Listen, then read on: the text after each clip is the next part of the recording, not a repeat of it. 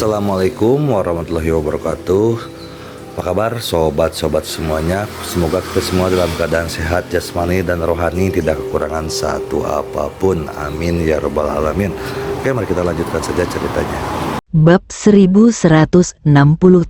Pakaian kupu-kupu. Wanita Chu Chen sama sekali tidak menganggap serius jebakan kecantikan itu.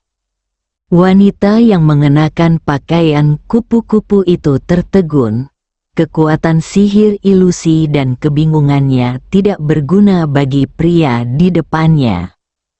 Pihak lainnya bahkan tidak menunjukkan tanda-tanda digerakkan. Ternyata ada laki-laki di dunia ini yang punya tekad sekuat itu. Wanita yang mengenakan pakaian kupu-kupu itu merasa luar biasa. Dia tidak mempercayainya dan berdiri. Pakaiannya berkibar, payudaranya setengah terbuka dan kakinya yang panjang terekspos. Dia mengambil langkah anggun dan berjalan menuju Chu Chen.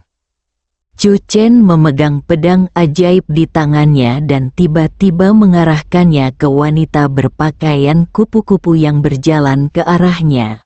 Ujung pedang itu hanya berjarak beberapa sentimeter dari wanita berpakaian kupu-kupu itu. Udara dingin mendekat, dan wanita berpakaian kupu-kupu itu tanpa sadar mundur beberapa langkah. "Kamu." "Saya tidak tertarik pada wanita."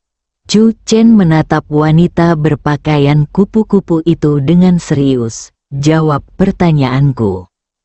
Wanita berpakaian kupu-kupu itu tak dapat menahan diri untuk mundur beberapa langkah. Matanya bertemu dengan mata Chu Chen. Setelah beberapa waktu, wanita berpakaian kupu-kupu itu tampaknya menyerah pada rencana kecantikannya.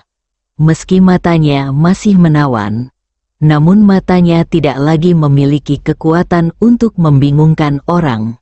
Pakaiannya tertata rapi dan dia berkata, "Pertama, ini bukan jurang kupu-kupu. Ini adalah aliran penyeberangan diri. Setiap kupu-kupu di sini membawa jiwa yang telah pergi.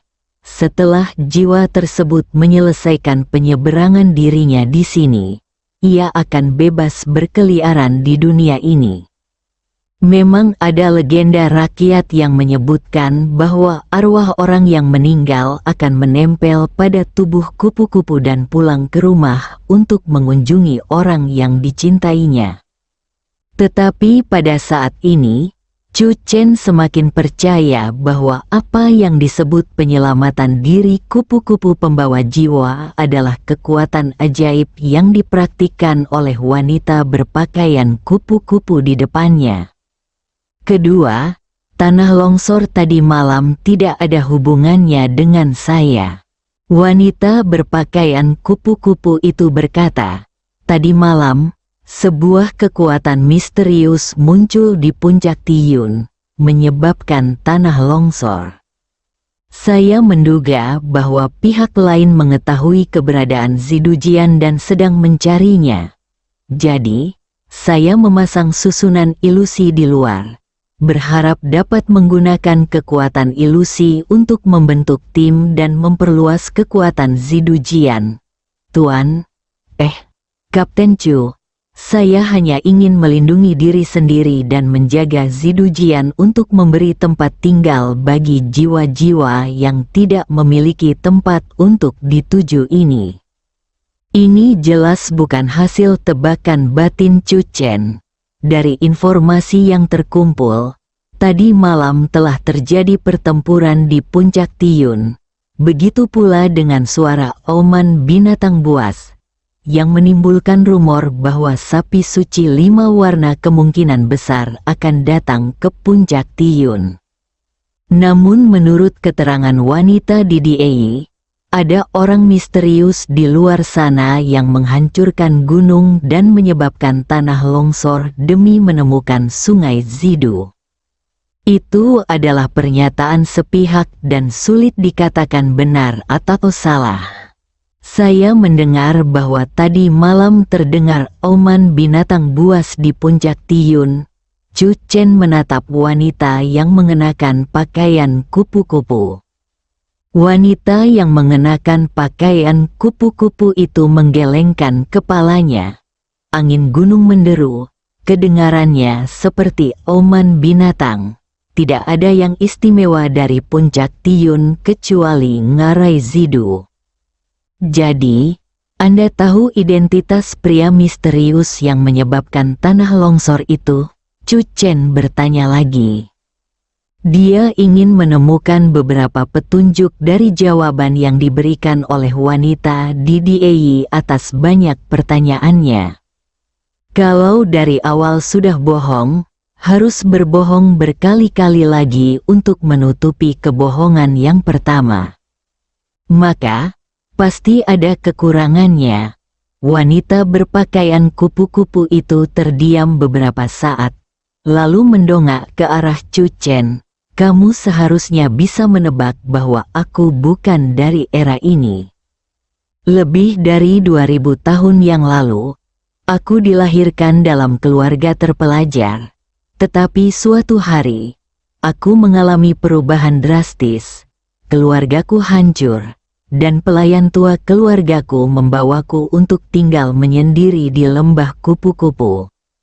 Sejak hari itu, aku menghabiskan sepanjang hari dengan kupu-kupu, dan secara bertahap belajar berkomunikasi dengan mereka. Aku juga merasakan jiwa kupu-kupu. Aku memulai jalan seorang pejuang, menyadari kekuatan magis ilusi, meninggalkan lembah kupu-kupu, membunuh musuh-musuhku dengan tanganku sendiri, dan setelah membalaskan dendam kerabatku, aku diburu oleh seorang biksu muda. Biksu muda itu berkata bahwa aku penuh dengan dosa dan memintaku untuk kembali ke agama Buddha bersamanya untuk membersihkan dosa-dosaku. Aku tidak dapat mengalahkannya, jadi aku memilih untuk melarikan diri. Kemudian, Kaisar Qin Yu membuka gerbang menuju alam Qin. Aku ingin mengikuti Kaisar Qin. Tetapi pertama-tama, biksu bau itu mengejarku tanpa henti.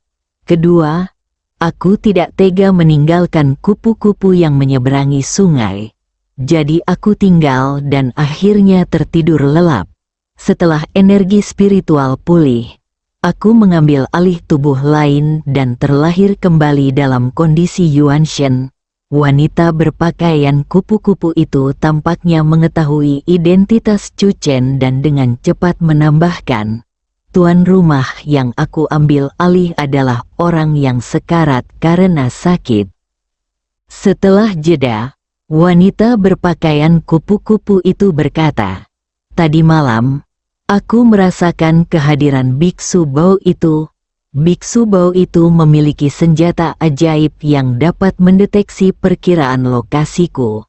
Longsor kemarin pasti disebabkan olehnya. Setelah 2000 tahun, dia bahkan tidak pergi ke Qingji untuk menangkapku. Wanita di Diei menggertakkan giginya karena kebencian. Drama pengejaran yang berlangsung selama 2000 tahun.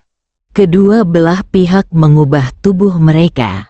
Apakah ini benar-benar berarti aku tidak akan membiarkanmu pergi bahkan jika aku berubah menjadi abu? Chu Chen tidak dapat menahan diri untuk berkata dalam hati. Chu Chen menatap wanita yang mengenakan pakaian kupu-kupu. Pada saat ini, matanya yang indah memperlihatkan ekspresi menyedihkan. Membalas dendam terhadap seorang kerabat, bahkan jika membunuh seluruh keluarga musuh, bagaimana itu bisa dianggap sebagai dosa pembunuhan yang serius? Seorang anggota tim 2000 di belakang Chu Chen berkata dengan nada sedikit marah. Yang lainnya mengangguk tanpa sadar. Dalam hati Chu Chen, dia agak mempercayai perkataan gadis berpakaian kupu-kupu itu. Tetapi pada saat ini, cahaya keemasan di jiwanya bergetar, dan Chu Chen tiba-tiba terbangun. Tanpa mereka sadari, si gadis berpakaian kupu-kupu itu telah kembali memberikan ilusi kepada mereka, membuat mereka hanyut dalam cerita yang telah dijalinnya dan merasa iba terhadapnya. Kalau dia benar-benar hanya seorang gadis yang ingin membalas dendam demi keluarganya, bagaimana mungkin sang dewi kecil bisa begitu takut? Tahukah kamu, meskipun dewi kecil itu sedikit pengecut, tidak banyak saat di mana dia bisa menjadi pengecut. Chu Chen tidak berani menyangkal 100% cerita wanita berpakaian kupu-kupu itu. Tetapi yang pasti wanita berpakaian kupu-kupu di hadapannya itu jelas tidak selemah dan menyedihkan seperti yang terlihat di permukaan. Kapten Chu, biksu bau itu pasti akan datang lagi. Bisakah kau menolongku? Wanita berpakaian kupu-kupu itu berjalan ke arah Chu Chen dengan menyedihkan, mendekat selangkah demi selangkah, dan hendak bersandar di bahu Chu Chen. Di atas kepala Chu Chen, seekor kupu-kupu berwarna-warni mendekat. Tiba-tiba, cahaya terang melintas di mata wanita berpakaian kupu-kupu itu, lalu dia mengarahkan sebuah benda tajam langsung ke tubuh bagian bawah Chu Chen. Secepat kilat, pada jarak sedekat itu, wanita berpakaian kupu-kupu percaya bahwa di bawah kendali sihir ilusinya, Chu Chen tidak akan bisa melarikan diri.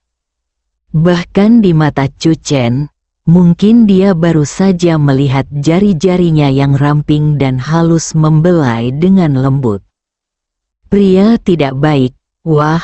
Tepat ketika benda tajam di antara lengan wanita berpakaian kupu-kupu itu hendak menusuk tubuh bagian bawah Chu Chen, tiba-tiba terdengar suara keras dan benda tajam itu langsung patah. Wanita di DE terkejut, bagaimana itu mungkin? Chu Chen jelas tidak menciptakan tubuh emas. Wanita berpakaian kupu-kupu itu menunduk tanpa sadar, dan pupil matanya tiba-tiba bergetar. Batu hamil dewa tambahan muncul di tubuh bagian bawah Chu Chen pada suatu saat. Itu tidak memihak dan memblokir titik-titik vital.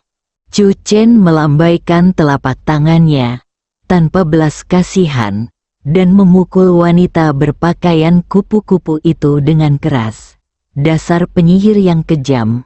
Beraninya kau menyerang saudaraku secara diam-diam. Bab 1168. Tidak puas Chu Chen marah.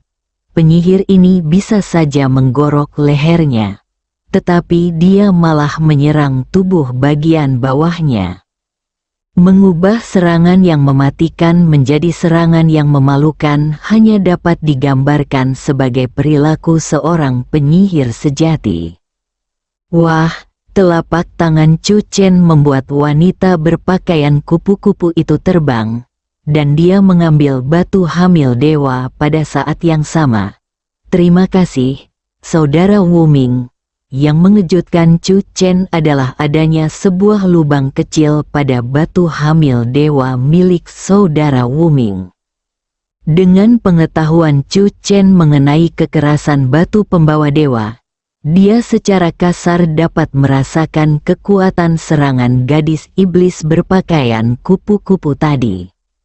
Setiap kesalahan ada pelakunya, Chu Chen berkata. Saudara Wu Ming, orang yang menusukmu adalah gadis iblis berpakaian kupu-kupu ini. Mata gadis iblis berpakaian kupu-kupu itu berkilat merah. Pria munafik, kau jelas-jelas tidak percaya padaku, tapi kau pura-pura tertipu olehku. Sungguh penjahat yang hina. Chu Chen, aku hanya bisa mengatakan bahwa penyihir ini tidak masuk akal. Tampaknya gadis iblis berpakaian kupu-kupu bahkan lebih marah daripada Chu Chen. Kemudian, tanpa basa-basi lagi, dia melancarkan serangan yang sangat cepat ke arah Chu Chen. Chu Chen tidak tahu seberapa benar cerita yang dia buat, tetapi dia percaya bahwa bagian kedua adalah benar. Mungkin benar-benar ada biksu yang mengejarnya. Penyihir seperti itu, jika bertemu dengan pendeta yang memiliki rasa keadilan kuat, dia pasti tidak akan membiarkannya pergi. Chu Chen bahkan menduga bahwa 2000 tahun yang lalu, biksu itu juga mengalami momen mendebarkan yang sama seperti yang baru saja dialaminya. Namun, Chu Chen tidak tahu apa hasilnya. Kalau dia tidak mau melepaskannya, bahkan jika dia berubah menjadi abu, kemungkinan besar pendeta itu sedang membalas dendam terhadap saudaranya. Ini adalah pertama kalinya Chu Chen menghadapi lawan dengan serangan ilusi yang begitu hebat. Kekuatan ilusi gadis iblis berpakaian kupu-kupu memang sedikit tidak dapat diprediksi. Kekuatan serangannya tidak sekuat Chu Chen, tetapi kemampuannya untuk menjerat dan menghindar sangat hebat. Untuk sementara, Chu Chen tidak bisa berbuat apa-apa. Chu Chen juga mengerti mengapa Dewi kecil itu begitu takut pada gadis iblis berpakaian kupu-kupu. Gerakan gadis iblis berpakaian kupu-kupu itu aneh dan tidak wajar, membuatnya sulit untuk dilawan. Kalau Dewi kecil itu menimpanya, Chu Chen merasa bahwa dengan kepribadian gadis iblis berpakaian kupu-kupu, dia akan mencabut bulu Dewi kecil itu terlebih dahulu. Dia tidak suka membunuh orang, tetapi dia kecanduan dengan sensasi bermain dengan orang-orang di telapak tangannya. Oh, dan aku benci pria. Menghadapi penyihir ini, Chu Chen hanya punya satu pikiran, bertarung dan taklukkan dia. Pedang ajaib Chu Chen terhunus. Kekuatan yang meledak dari puluhan pedang abadi di saat yang sama membuat gadis iblis berpakaian kupu-kupu itu mustahil untuk melarikan diri, dan dia secara bertahap menunjukkan tanda-tanda kekalahan. Mata wanita iblis berpakaian kupu-kupu bersinar merah saat dia mengendalikan kupu-kupu di langit dan meluncurkan serangan bunuh diri berskala besar lainnya. Dia pun mulai punya ide untuk menyerah. Lelaki di depanku ini benar-benar sulit untuk dihadapi. Perangkap kecantikannya tidak berhasil. Begitu pula keterampilan ilusinya. Dia sendiri tidak sebanding dengan musuhnya. Jadi dia hanya bisa mengandalkan serangan gelombang kupu-kupu untuk menciptakan ruang baginya untuk melarikan diri. Gelombang kupu-kupu itu mengandung serbuk sari beracun dan begitu kuatnya hingga menerkam Chu Chen lagi. Pada saat yang sama, gadis iblis berpakaian kupu-kupu juga menyerang Chu Chen. Dia ingin melihat apakah Chu Chen memiliki 3 kepala dan 6 lengan. Chu Chen mengendalikan pedang abadi, mengabaikan gelombang kupu-kupu di atas, dan terbang lurus ke depan dengan pedang abadi. Ketika wanita iblis berpakaian kupu-kupu melihat ini, ekspresi kekejaman terpancar di matanya.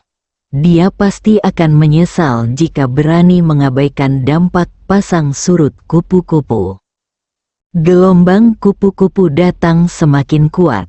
Akan tetapi, apa yang tidak diduga oleh gadis iblis berpakaian kupu-kupu itu adalah bahwa tepat di bawah gelombang kupu-kupu, sebuah sosok seperti peri muncul entah dari mana, bagaikan peri yang turun ke bumi, memegang pedang peri di tangan. Teknik pedang gadis Yue dilancarkan, dan gelombang kupu-kupu yang berhamburan tersapu oleh energi pedang dan jatuh satu demi satu. Ada begitu banyak kupu-kupu, terlalu banyak untuk dihitung. tetapi dampak dari satu ekor saja masih terlalu lemah. Song Yan mungkin tidak dapat membunuh ratusan juta kupu-kupu sendirian. Lagi pula, tenaga manusia itu terbatas, dan akan ada masanya tenaga itu habis. Namun, tidak ada masalah sama sekali baginya untuk menghalanginya sejenak dan menunggu Chu Chen menghadapi gadis iblis berpakaian kupu-kupu itu. Mata Song Yan juga dingin ketika dia melihat gadis iblis di Diei. Penyihir ini benar-benar ingin menggunakan perangkap kecantikan. Beruntungnya, suamiku memiliki pikiran yang kuat. Kemunculan Song Yan yang tiba-tiba membuat gadis iblis berpakaian kupu-kupu lengah. Menghadapi serangan pedang Chu Chen, gadis iblis berpakaian kupu-kupu dikalahkan selangkah demi selangkah. Napasnya perlahan-lahan menjadi tidak teratur. Dia mundur sambil terengah-engah. Matanya penuh permohonan. "Tuan, tolong ampuni saya." Chu Chen berwatak lurus dan tidak korup. Tatapan matanya tajam. "Biksu itu telah mengejarmu selama 2000 tahun. Apakah dia akan mengampunimu?" Chu Chen menghunus pedangnya. Gadis iblis berpakaian kupu-kupu itu berusaha sekuat tenaga untuk menghentikannya. Air mata mengalir di matanya. "Dia, ampuni aku. Saya tidak bisa menerima ini." Chu Chen berteriak. Tanah longsor tadi malam menyebabkan sedikitnya 20 orang tak berdosa terkubur hidup-hidup. Biksu itu bisa mengampunimu, tapi aku tidak bisa.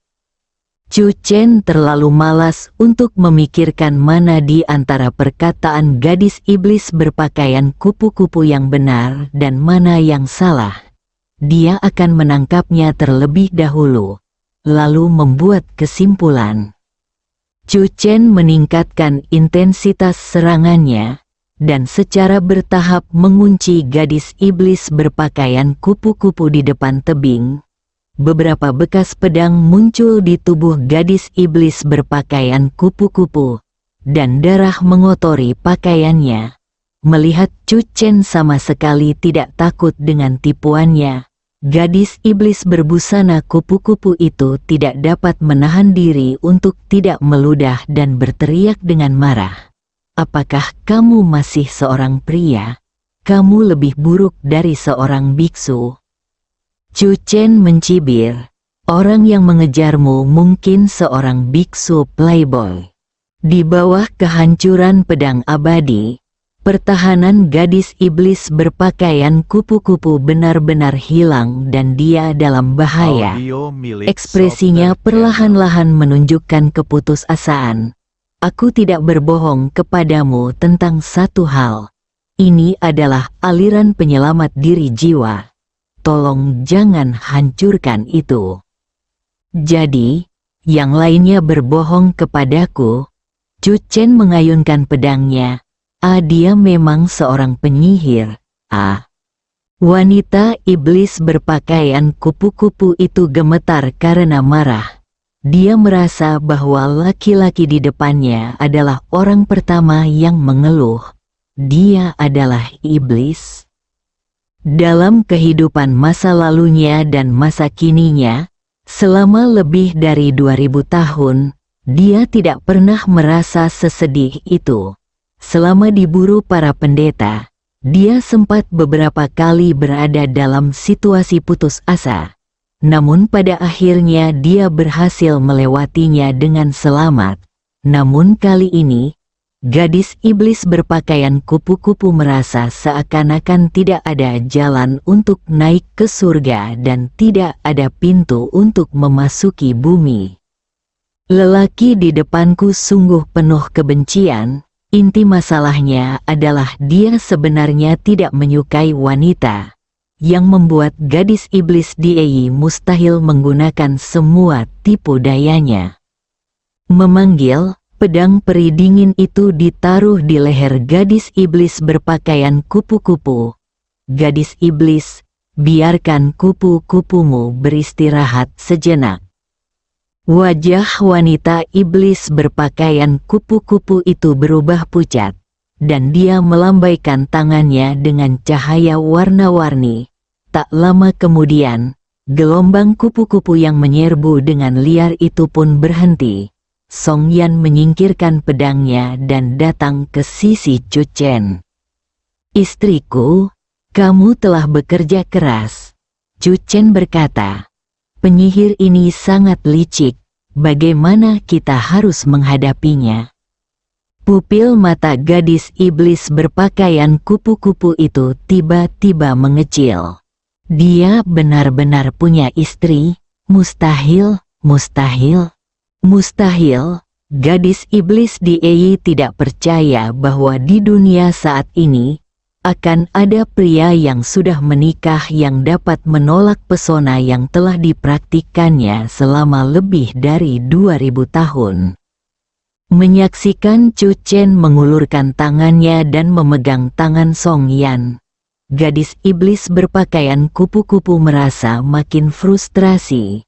"Sudah kubilang, tanah longsor itu tidak ada hubungannya denganku, tapi hari ini aku mengaku kalah.